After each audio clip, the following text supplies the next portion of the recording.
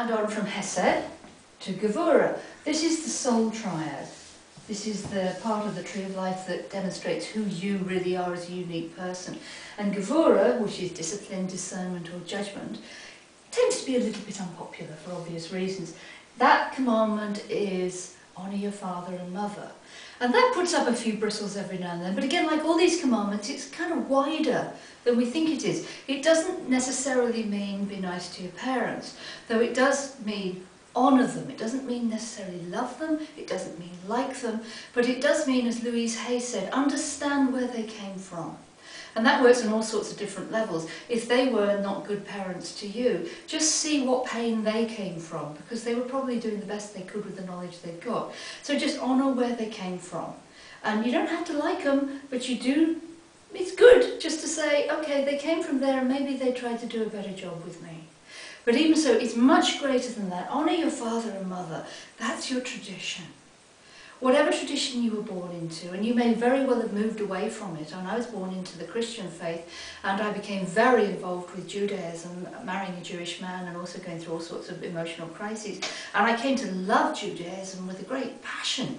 I think it's the most extraordinary basis for faith. However, the wound within me was in Christianity, so ultimately I had to sort of go back to the New Testament, and most of my work, although it's very, very influenced by Judaism, is looking at the New Testament on the terms of the tree of life. So for me it was healing the wounds with Christianity, and whether you're a Buddhist or a Hindu or whatever, you can go and study whatever faith you like, but it's a good idea to honour where you came from, because you were born into that faith for a reason. And if that faith has hurt you, then the task is actually to heal the wound within, and perhaps help other people not to experience the same wound another time. It's also lovely because it's the masculine and the feminine. Honour thy father and mother. And of course, in the Western traditions, we're very much into the idea of God as the great old man in the sky, which of course is not the case. Nowadays we call it the source or the higher power. But the masculine and feminine balance in life is incredibly important. And if we can't honour the masculine and feminine in us, it's very hard to honour it in our tradition.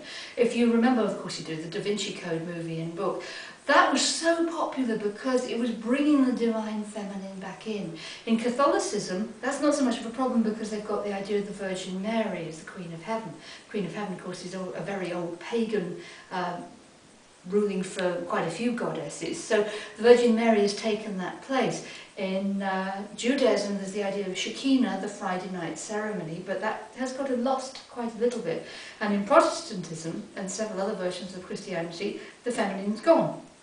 So the Da Vinci Code and the idea of Mary Magdalene or other followers of Jesus who are feminine has become very important to us in a way of trying to get back this aspect of the masculine and the feminine. And the whole idea of Kabbalah is to understand that as a man you're 51% masculine and 49% feminine. As a woman you're 51% feminine, 49% masculine. You want to be on the central column so that you can actually balance your masculinity and femininity. So Kabbalah in the modern age would say perfectly okay to be a woman and a chief executive, perfectly okay to be a man and a house husband. It's just keeping that vital 2% balanced so that you know who you really are.